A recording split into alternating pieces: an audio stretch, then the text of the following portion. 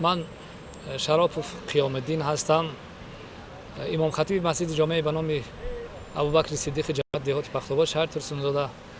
زاده و استقامت کننده شهر ترسونزاده، سابق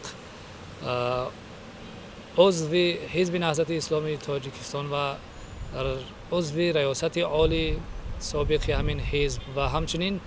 یک مدت رئیسی این حزب هم در همین ناحیه در همین شهر به عهده من بود. نعمتی که خداوند بر ما و شما عطا میکند، شکرانه او را از ما و شما طلب میکند و نعمتی را که ما اگر از دست دادیم،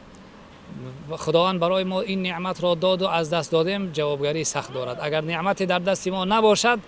و اون نعمت از دست ما اگر به دست ما نآید، این را خداوند از ما و شما نمیپرسد. این نعمت استقلالیت و وحدت و صلح و آرامی کشور است که امروز بعضی نفران از خارج کشور ایستاده و میخواهند این وحدت ملی ما را، این صلح و آرامی کشور ما را، این استقلالیت ما را رخنه بزنند. از جمله محی الدین کبیری که امروز با تشکیل کردن پیمان ملی از خارج کشور ایستاده و مردم را بسیار به یک انقلاب و نمیدونم دیگر فتنه ها دعوت کرده ایستاده است و همه این عاقبتش با یک ناتنجی، ناامنی و ناآرامی است که باز این جمهوری عزیزی ما و شما را که با سبب تنجی و آرامی و صلح و آسایشتگی اینقدر پیشرفت کرده است، با چندین ساله ها میخواهند به عقب پرتویند که دشمن هرگز تنجی آرامی ما را نمیخواهد. و همین کبیری و هم مسلکان او بودند که یک بار آمدند، صلح با آنها کرده شد و به آنها باز سهمیه 30% داده شد، ولی باز هم به خاطر راه اندازی کردن همون هدفهای مغرضانه خود باز میخواستند که جمهوری را یک بار دیگر ناامن و ناآرام کنند.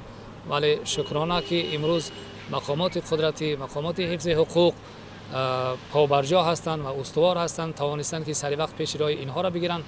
اما اینها باز امروز فرار کرده و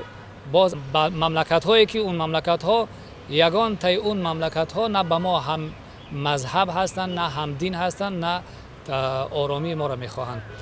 برای همین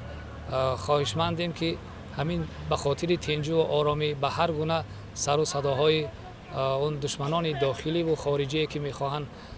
این تنجی ما را دیدن نمیتونن، این آرامی و این پیشرفت ما را دیدن نمیتونن، با